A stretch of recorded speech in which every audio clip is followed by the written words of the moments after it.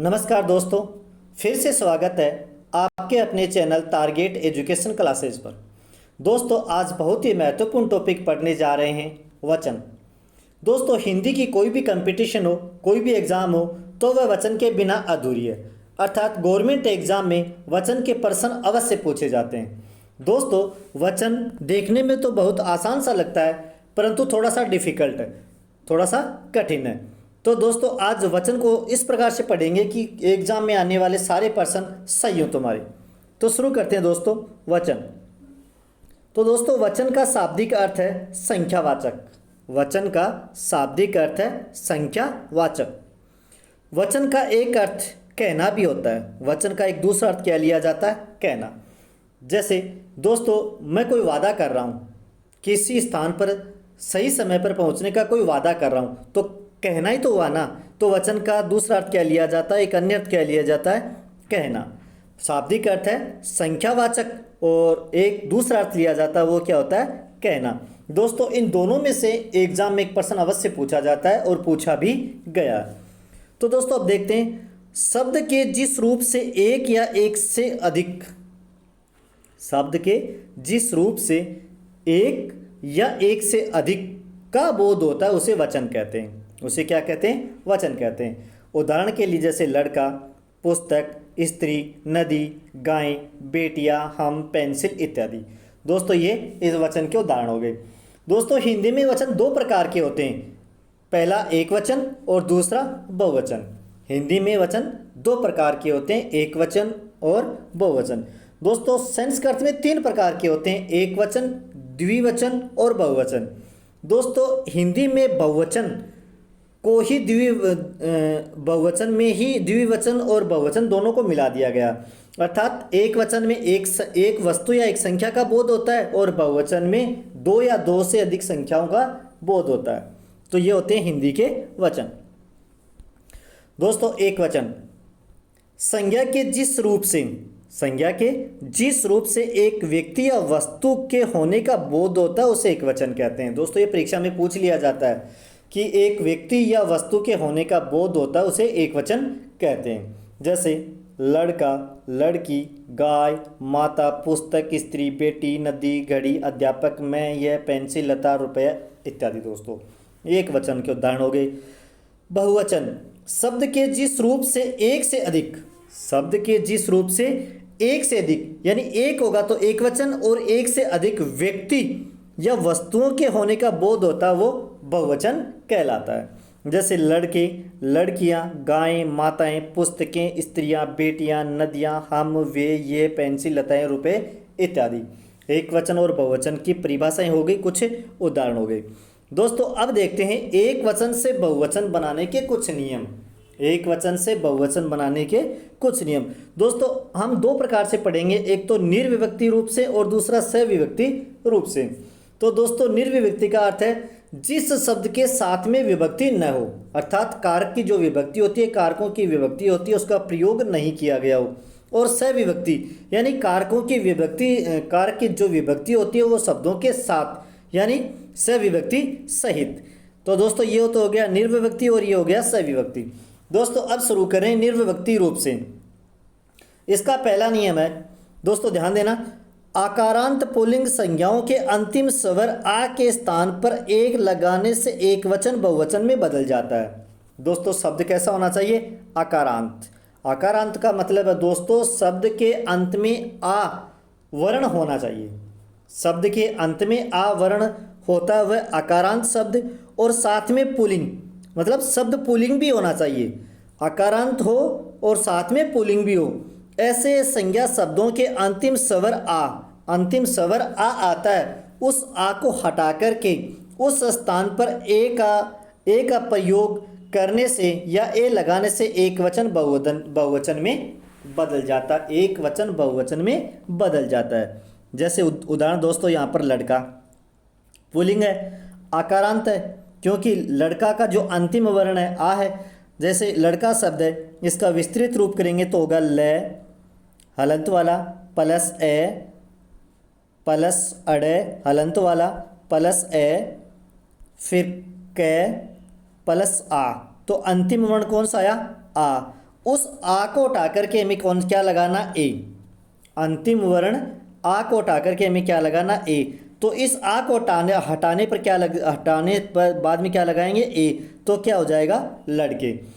तो दोस्तों नियम है, आकारांत पुल्लिंग यानी शब्द कैसा हो, आकारांत, साथ में पुल्लिंग हो, और उस शब्द का यानी ऐसे संज्ञाओं के अंतिम स्वर जो आ होता है वो हटा करके उसके स्थान पर ए लगाने से एक वचन बहुवचन में बदल जाता है। जैसे लड़का लड़के में परिवर्तित हो गया, बेटा बेटा में अंतिम वर्ण टा है, उस टा को हटा करके ए का प्रयोग करना है तो क्या हो जाएगा, बेटे। इसी प्रकार घोड़ा, घोड़ा का अंतिम वर्ण क्या है, आ को हटा करके उस स्थान पर किसका प्रयोग करना है, ए का, और क्या हो जाएगा, घोड़े। तो दोस्तों इस प्रकार से ये नियम है, इस प्रकार से हमें आगे बढ़ना है। तो दोस्तों और बहुत से उदाहरण हैं, देखो जैसे कमरा, कमरे में अंतिम वर्ण आ है और आ को हटा करके किसका प्रयोग करना, ए का, तो हो गया कमरे। इसी प्रकार आईना, आईना आईने, बछड़ा बछड़े, बकरा बकरे, गधा गधे, मुर्गा मुर्गी, पहिया पहिए, कपड़ा कपड़े, छाता छाते, बच्चा बच्चे, तारा तारे, जूता जूते। दोस्तों हमें नियम कौन सा ध्यान में रखना है, शब्द कैसा होना चाहिए, आकारांत। आकारांत में अंतिम जो वर्ण होता है आ, उसको हटा करके किसका प्रयोग करना, ए का, किसका प्रयोग करना, ए का। दोस्तों दूसरा नियम है एकारांत। एकारांत का मतलब है शब्द का अंतिम वर्ण ए होना चाहिए, शब्द का अंतिम वर्ण ए और साथ में स्त्रीलिंग। आकारांत तो है ही, स्त्रीलिंग शब्दों के अंतिम स्वर जो ए है उसके स्थान पर ए लगा देने से एक वचन बहुवचन, एक वचन शब्द व बहुवचन में बदल जाता है। दोस्तों यहाँ पर देखो ये शब्द सारे स्त्रीलिंग है, रात, आदत, बोतल, खबर, कलम, गाय, बहन, ये क्या सारे स्त्रीलिंग है। और इन स्त्रीलिंगों के साथ में अंतिम शब्द क्या है, अकारांत, यानी तय का अंतिम वर्ण कौन सा है, ए। ए को हटा करके किसका प्रयोग करना, ए का, तो रात का हो गया रातें, आदत आदतें, बोतल बोतलें, खबर खबरें, कलम कलमें, गाय गायें, बहिन बहिनें, पुस्तक पुस्तकें, सड़क सड़कें, बात बातें, अदालत अदालतें, आँखें आँख आँखें, दवात दवातें। तो दोस्तों इस प्रकार से हमें ये नियम है, अकारांत स्त्रीलिंग शब्दों का अंतिम स्वर है। शब्द कैसा है, अकारांत, यानी अंतिम अंतिम वर्ण कौन सा होगा, ए पर खत्म होना चाहिए, स्त्रीलिंग शब्द होना चाहिए। तो रात, ये रात से लेकर किताब तक सारे के सारे शब्द क्या है, स्त्रीलिंग है, इनका अंतिम स्वर है वो ए है। ए को हटा करके हमें ए लगा देने पर, यानी अंतिम है, ए हटाना है और उसकी जगह किसका प्रयोग करना है, ए का प्रयोग करना है। तो ऐसा करने से एक वचन बहुवचन में बदल जाता है। दोस्तों अगला नियम है, आकारांत स्त्रीलिंग शब्दों के आगे ए जोड़ने से एक वचन शब्द होता है वह बहुवचन में बदल जाता है। शब्द कैसा होना चाहिए, आकारांत और स्त्रीलिंग, उसके साथ में ए जोड़ देने से। जैसे यहाँ पर दोस्तों लता लिखा है, क्या लिखा है, लता लिखा है, तो ये स्त्रीलिंग शब्द है, स्त्रीलिंग शब्द है, और स्त्रीलिंग के साथ में आकारांत है क्योंकि अंत में क्या है, आ है। तो हटाना कुछ नहीं है दोस्तों इसमें, इन चीज के स्त्रीलिंग शब्द है और अंतिम वर्ण आ है, अंतिम वर्ण आ है, तो उसके साथ में ए जोड़ देने से बहुवचन बन जाएगा। जैसे लता का लताएं बन गया, शाखा का शाखाएं, कक्षा कक्षाएं, कन्या कन्याएं, पत्रिका पत्रिकाएं, शिक्षिका शिक्षिकाएं, अबला अबलाएं, सभा सभाएं, कामना कामनाएं, बुझा बुझाएं, महिला महिलाएं, अध्यापिका अध्यापिकाएं। दोस्तों ये बहुत इंपॉर्टेंट है, परीक्षा में इन्हीं में से पूछा जाता है कि लता का बहुवचन होगा तो मात्राएं थोड़ी बहुत फेरबदल कर दी जाएगी, परंतु आपको नियम ध्यान में रखकर और नियमों के अनुसार हमें चलना है। तो दोस्तों फिर से दोहरा रहा हूँ, शब्द आकारांत हो, स्त्रीलिंग हो, वहाँ पर हटाना कुछ नहीं है, सिर्फ ए जोड़ देने से एक वचन बहुवचन में बदल जाता है। दोस्तों अगला नियम है इकारांत। इकारांत स्त्रीलिंग संज्ञाओं में यहाँ लगाकर एक वचन से बहुवचन बनाते हैं, यानी शब्द कैसा हो, इकारांत और स्त्रीलिंग हो, शब्द कैसा हो, इकारांत, कैसा हो, स्त्रीलिंग हो, उन शब्दों के साथ में या लगाकर एक वचन से बहुवचन बना दिया जाता है। इकारांत यहाँ पे छोटी की मात्रा है दोस्तों, नीति में अंतिम जो वर्ण है वो छोटी ई का है, तो नीति में क्या होगा, यहाँ लगा दिया गया तो क्या हो गया, नीतियाँ। तिथि का तिथियाँ, गति गतियाँ, शक्ति शक्तियाँ, रीति रीतियाँ, जाति जातियाँ, त्रुटि त्रुटियाँ, ध्वनि ध्वनियाँ। दोस्तों इनमें से नीति, तिथि, शक्ति, रीति, त्रुटि, जाति, ध्वनि ये परीक्षा में पूछा जा सकता है। इनको थोड़ा सा गौर करके देखना, एक बार से याद नहीं होता है, दोबारा देखना, 3 बार देखना, अनेक बार देखना, ताकि आपको अच्छी प्रकार से तैयार हो जाए। दोस्तों अगला जो नियम है, इकारांत स्त्रीलिंग संज्ञा में, इकारांत यानी बड़ी ई, शब्द कैसा हो, स्त्रीलिंग हो। इकारांत स्त्रीलिंग संज्ञाओं में ई यानी जो गुरु मात्रा है, ई मात्रा को पहले छोटी ई में परिवर्तित करना है, बदलना है, और बाद में यहाँ लगा देने से एक वचन जो शब्द होता है बहुवचन में बदल जाता है। तो दोस्तों यहाँ पर जैसे कली है, तो कली में बड़ी ई की मात्रा है, सबसे पहले में क्या करना है, इसको छोटी ई में बदलना है, तो यहाँ पर कली छोटी हो गया, कली में छोटी ई की मात्रा हो गई, और फिर बदल कुछ नहीं करना है, जो बड़ी ई की मात्रा उसे छोटी में बदलना है और अंत में यहाँ लगाना है, तो हो गया कलियाँ। ये हमारा नियम है कि इकारांत स्त्रीलिंग संज्ञा में ई हो तो उसे छोटी ई में बदलना है और अंत में या लगा देने से एक वचन बहुवचन में बदल जाता है। ऐसे ही तितली, तितली का जो अंतिम वर्ण है बड़ी ई, इसे मैं पहले ह्रस्व यानी छोटी में परिवर्तित करना और अंत में या लगाना है, तो तितलियाँ। इसी प्रकार आगे उदाहरण है, नारी नारियाँ, छड़ी छड़ियाँ, बिजली बिजलियाँ, चींटी चींटियाँ, साड़ी साड़ियाँ, गाड़ी गाड़ियाँ। दोस्तों चींटियाँ, साड़ी और गाड़ियाँ तो बहुत बार पूछा भी जा चुका है दोस्तों, इनको हमें ध्यान में रखना है।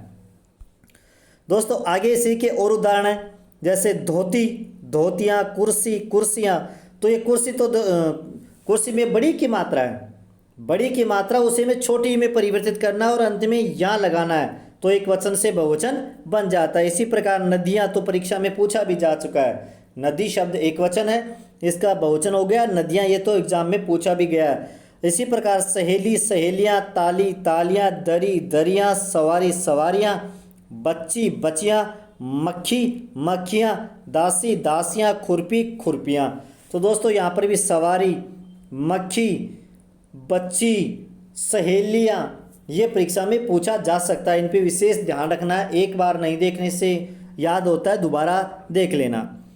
दोस्तों अगला हमारा नियम है, उकारांत स्त्रीलिंग संज्ञा शब्दों में, शब्द कैसा हो, उकारांत यानी अंतिम वर्ण कैसा हो, छोटे उ की मात्रा लगा हुआ हो, साथ में स्त्रीलिंग हो, ऐसे संज्ञा शब्दों में ए लगाकर, ऐसे संज्ञा शब्दों में ए लगाकर एक वचन से बहुवचन बना दिया जाता है। दूसरा नियम है दोस्तों, उकारांत यानी अंतिम वर्ण कैसा हो, बड़े ऊ वाला, शब्द कैसा हो, स्त्रीलिंग, उसको हमें क्या करना है, बड़े ऊ से हमें छोटे ऊ में बदलना है। सबसे पहले बड़े ऊ को किस में बदलना है, छोटे ऊ में, और बाद में ए लगाकर एक वचन से बहुवचन बना दिया जाता है। दोस्तों दोनों नियम यहाँ पे समझा रहा हूँ, कोशिश करना।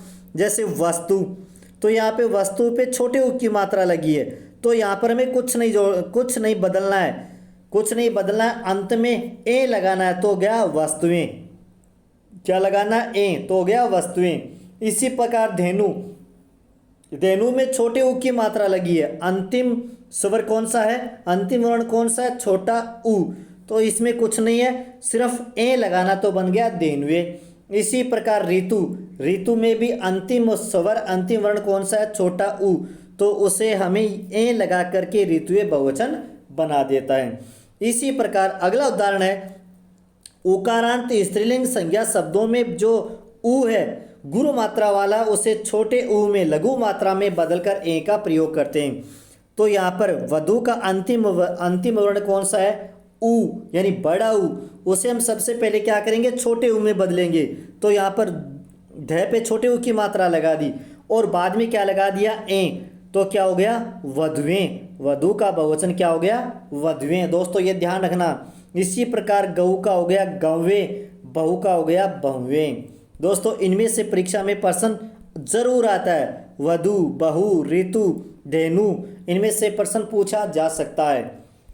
अगला हमारा नियम है स्त्रीलिंग शब्दों में अंतिम वर्ण शब्द कैसा हो, स्त्रीलिंग हो।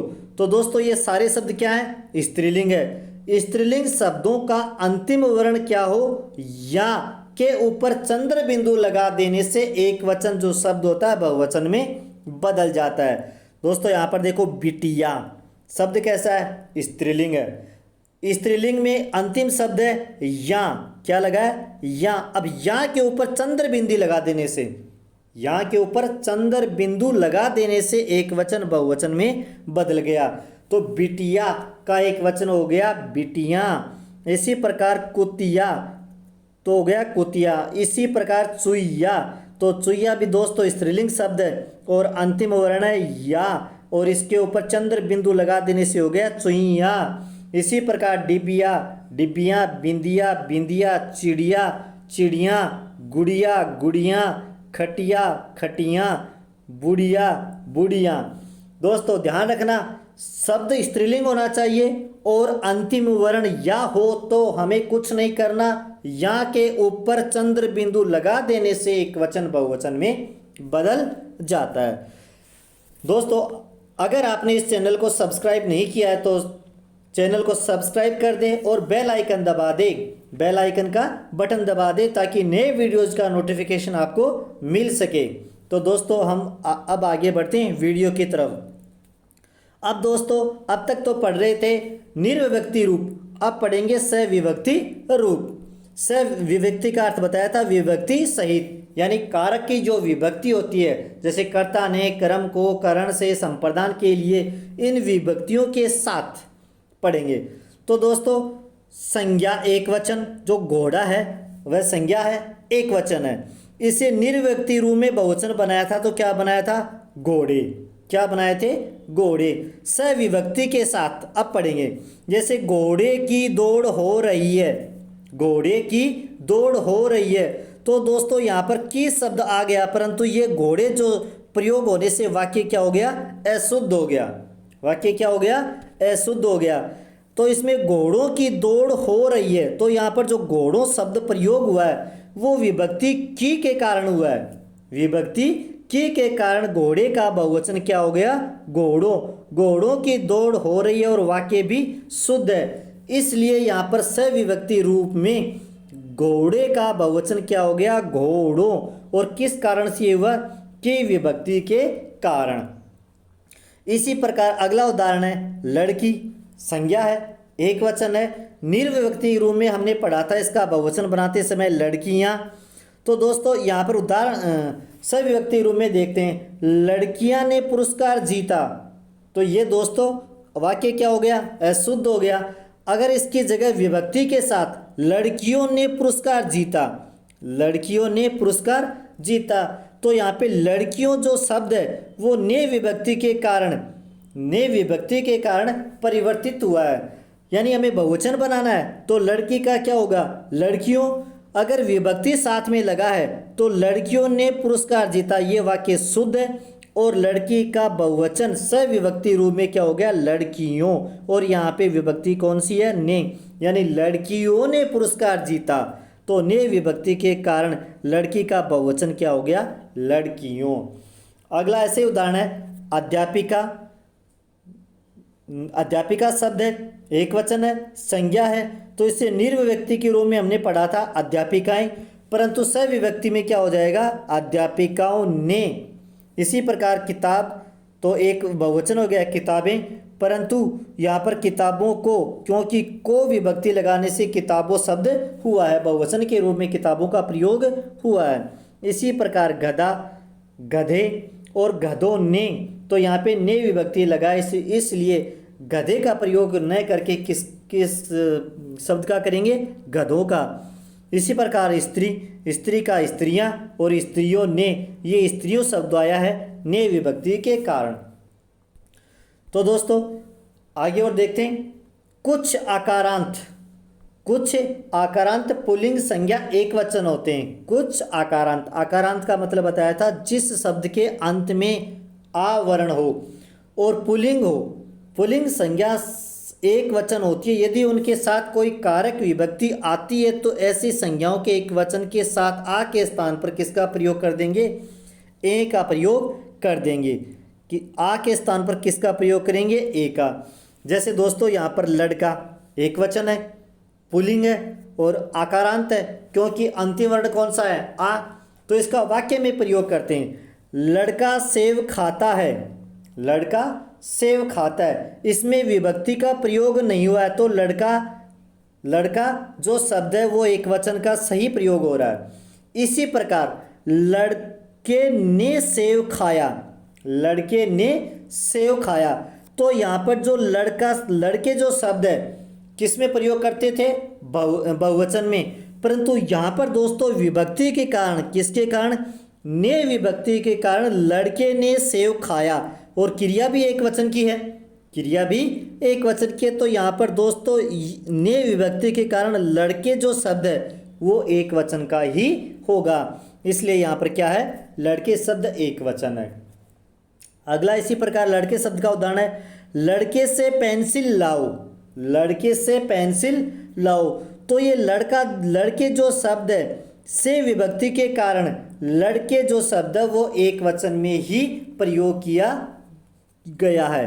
अगला उदाहरण है, लड़के के लिए सेब लाया, लड़के के लिए सेब लाया, तो यहाँ पे के लिए विभक्ति है, के लिए विभक्ति के साथ लड़के का प्रयोग होने के कारण जो लड़के शब्द है वो एक वचन है। दोस्तों ध्यान रखना, अगर हम किसी भी शब्द को यानी बहुवचन को विभक्ति के साथ में प्रयोग कर रहे हैं और क्रिया एक वचन की है तो वो शब्द ए बहुवचन का नहीं होगा, किसका होगा, एक वचन का ही होगा। इसी प्रकार दूसरा उदाहरण है, कमरा एक वचन है, कमरा एक वचन है, पुल्लिंग शब्द है, आकारांता शब्द है, आकारांत शब्द है, तो यहाँ पर देखो कमरा सजा है, कमरा सजा है, तो यहाँ पर कमरा एक वचन है, कमरा क्या है, एक वचन है, परंतु यहाँ पर विभक्ति का प्रयोग नहीं हुआ है। इसी का अगला उदाहरण है, कमरे में सजाओ, कमरे को सजाओ, तो को विभक्ति के कारण कमरा किस में बदल गया, कमरे में, कमरे को सजाओ, तो यहाँ पर कमरे बहुत सारे नहीं है, कमरा एक ही है, उसी कमरे को सजाओ, तो यहाँ पर जो कमरा शब्द है किस में प्रयोग हुआ है, एक वचन में। इसी प्रकार कमरे का एक और उदाहरण है, कमरे में सामान रखो, तो यहाँ पर भी में विभक्ति के कारण कमरा जो शब्द है उसका बहुवचन के रूप में कमरे का प्रयोग नहीं कर सकते, यहाँ पर कमरे एक वचन के रूप में ही प्रयोग हुआ है, क्योंकि कमरे में सामान रखो, उस एक ही कमरे की बात करें, उसी कमरे में सामान रखो। दोस्तों इस प्रकार ध्यान रखना, कुछ आकारांत पुल्लिंग संज्ञा एक वचन होती है यदि उनके साथ कोई कारक विभक्ति आती है, क्या हो, पुल्लिंग शब्द हो, आकारांत हो, एक वचन हो, यदि वाक्य में प्रयोग कर उनके साथ कोई विभक्ति आती है तो ऐसी संज्ञाओं में एक वचन के साथ आ के स्थान पर ए का प्रयोग होता है, तो वह एक वचन ही होता है। दोस्तों आगे कुछ संज्ञाओं के साथ, यानी कुछ संज्ञाएं ऐसी भी हैं जिनके साथ गण, वृंद, लोक, जन आदि शब्द लगाकर बहुवचन बनाया जाता है। कुछ शब्द ऐसे हैं जिनके साथ में गण का प्रयोग, वृंद का प्रयोग, लोक, जन आदि का प्रयोग कर एक वचन से बहुवचन में बना दिया जाता है। जैसे बाल शब्द एक वचन है, इसमें क्या जोड़ दिया गया, गण, तो बाल गण बहुवचन हो गया। इसी प्रकार शिक्षक एक वचन है, इसमें गण जोड़ दिया गया, शिक्षक गण तो क्या हो गया, बहुवचन। इसी प्रकार भक्त भक्तगण, नेता नेतागण, अध्यापक अध्यापक गण। आगे गुरु, गुरु में जन जोड़ दिया, गुरुजन, तो गुरु एक वचन शब्द है, गुरुजन बहुवचन शब्द हो गया। संत संतजन, भक्त भक्तजन, स्त्री स्त्रीजन। कुछ संज्ञा शब्द, ध्यान रखना दोस्तों, कुछ संज्ञा शब्द गण, वृंद, लोक और जन लगा देने से एक वचन से बहुवचन में बदल जाते हैं। जैसे आगे और उदाहरण है दोस्तों, उदाहरण इतने हैं कि परीक्षा में इनसे बाहर कहीं से भी नहीं पूछा जा सकता, इतने उदाहरण दिए गए। अगला उदाहरण जैसे छात्र छात्र वृंद, शिक्षक शिक्षक वृंद, गुरु गुरु वृंद, बाल बालक वृंद, गायक गायक वृंद, शिशु शिशु वृंद। दोस्तों शिशु तो बार बार पूछा जाता है। मजदूर मजदूर लोग, गरीब गरीब लोग, अमीर अमीर लोग। तो कुछ शब्द में क्या होता है, जन वृंद लोग, ये लगाने से एक वचन बहुवचन में बदल जाता है। इन शब्दों को हमें थोड़ा ध्यान में रखना होगा दोस्तों। आगे देखते हैं दोस्तों, कुछ संज्ञा शब्दों का प्रयोग हमेशा बहुवचन में होता है, इनका एक वचन में कभी प्रयोग होता ही नहीं है दोस्तों, ध्यान में रखना। कुछ संज्ञा शब्द ऐसे हैं जिनका प्रयोग हमेशा बहुवचन में होता है, उनका प्रयोग एक वचन में कभी होता ही नहीं है। जैसे हस्ताक्षर, डॉक्टर साहब ने हस्ताक्षर कर दिए, तो हस्ताक्षर यहाँ पर क्या है, बहुवचन है। कर दिए, डॉक्टर साहब ने हस्ताक्षर कर दिए। इसी प्रकार प्राण, प्राण पखेरु उड़ गए या प्राण निकल गए। तो ऐसे शब्द क्या है, हमेशा बहुवचन में प्रयोग आने वाले हैं। जैसे हस्ताक्षर, प्राण, दाम, दर्शन, आंसू, लोग, अक्षत, होश, समाचार, दर्शक, भाग्य, केश, रोम, अश्रु, आशीर्वाद, रोंगटे, तेवर, नेत्र, कान और होठ आदि। ये शब्द क्या हमेशा ही बहुवचन में प्रयोग होते हैं, इनका एक वचन होता ही नहीं है दोस्तों। इनमें हस्ताक्षर, प्राण, दर्शन, आंसू, अक्षत, समाचार, दर्शक, भाग्य, अश्रु, आशीर्वाद, ये बार बार परीक्षा में पूछे जाते, तो इनको हमें विशेष ध्यान रखना है। इनको हमें विशेष ध्यान रखना है कि ये शब्द बहुवचन के रूप में ही प्रयोग होते हैं। आगे देखो, कुछ संज्ञा शब्दों का प्रयोग हमेशा एक वचन में ही होता है। कुछ शब्द क्या होते हैं, बहुवचन में प्रयोग होते हैं, और कुछ ऐसे शब्द भी हैं जो हमेशा ही एक वचन में प्रयोग होते हैं। कुछ संज्ञा शब्द हमेशा ही एक वचन में प्रयोग होते हैं, जैसे जनता, प्रजा, भीड़, सेना, पुलिस, वर्षा, पानी, सोना, चांदी, कोयला आदि। दोस्तों ये क्या है, हमेशा ही एक वचन में प्रयोग होने वाले शब्द हैं। तो दोस्तों इसमें जनता, प्रजा, भीड़, सेना, पुलिस, वर्षा, पानी, सोना, चांदी, दोस्तों इनको हमें ध्यान रखना है। परीक्षा में इन्हीं में से प्रश्न पूछा जाता है कि निम्न में से कौन सा शब्द है जो एक वचन में ही प्रयुक्त होता है। तो इन शब्दों को हमें ध्यान रखना है कि इनमें से एक होगा या दो भी हो सकते हैं। एक प्रश्न पूछने वाला किसी भी प्रकार से पूछ सकता है, तो हमें तो शब्दों को ध्यान में रखना है दोस्तों। कुछ आदरणीय व्यक्ति, महापुरुष, उच्च पदों पर आसीन व्यक्तियों का प्रयोग हमेशा बहुवचन में होता है। आदरणीय व्यक्ति, महापुरुषों, उच्च पदों पर आसीन व्यक्तियों का प्रयोग बहुवचन में ही होता है। जैसे गांधी जी, तो गांधी जी एक था, महात्मा गांधी एक था, अहिंसावादी थे। क्या थे, अहिंसावादी थे। तो गांधी जी आदरणीय होने के कारण यहाँ पर क्या होगा, बहुवचन में प्रयोग हुआ है। पिताजी कल दिल्ली जाएंगे, तो यहाँ पर जाएंगे शब्द, जाएंगे जो क्रिया बहुवचन की है, परंतु आदरणीय शब्द पिताजी क्या है, आदरणीय, हमसे बड़े हैं, घर के संचालक है, घर के मुखिया हैं, तो आदरणीय हो गए। और जिन आदरणीय शब्द प्रयोग में लिया जाता है वो क्या होता है, हमेशा बहुवचन में प्रयोग होता है। जैसे अंबेडकर जी छुआछूत के विरोधी थे, शास्त्री जी सरल स्वभाव के थे, गांधी जी चंपारण आए थे, श्री रामचंद्र जी अयोध्या के राजा थे। तो यहाँ पर अंबेडकर जी, शास्त्री जी, गांधी जी, रामचंद्र जी ये एक वचन होते हुए भी किसमें प्रयोग हुए, बहुवचन में प्रयुक्त हुए, क्योंकि ये आदरणीय व्यक्ति है, महापुरुष है, उच्च पदों पर आसीन है, इस कारण से ये किसमें प्रयुक्त हुए हैं, बहुवचन में। दोस्तों प्रत्येक हर एक और हर शब्द एक वचन में ही प्रयोग होता है।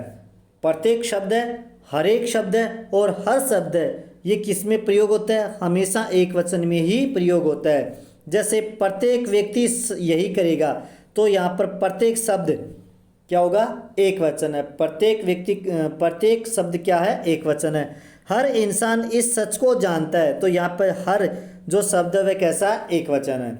इसी प्रकार दोस्तों आगे हो, द्रव्य सूचक संज्ञाओं का प्रयोग एक वचन में ही होता है। जो द्रव्य का सूचक होता है, ऐसी संज्ञाएं किसमें होती है, एक वचन में प्रयोग होती है। जैसे तेल, घी, दूध, दही, लस्सी, पानी, रायता इत्यादि, ये द्रव्य सूचक है और द्रव्य सूचक संज्ञाएं हमेशा एक वचन में ही प्रयोग होती है, एक वचन ही होती है।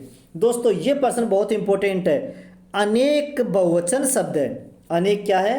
बहुवचन शब्द है, और अनेक का एक वचन शब्द एक होता है। ये परीक्षा में पूछा जा चुका है कि अनेक शब्द कौन सा है, एक वचन है, बहुवचन है, या कोई भी नहीं है, या दोनों ही है। तो अनेक शब्द बहुवचन है और इसका एक वचन क्या होगा? एक होगा। दोस्तों क्या होगा? एक होगा। तो दोस्तों ये वीडियो आपको कैसा लगा? दोस्तों वीडियो को लाइक और ज़्यादा से ज़्यादा शेयर करें। दोस्तों कमेंट अवश्य करें। धन्यवाद दोस्तों।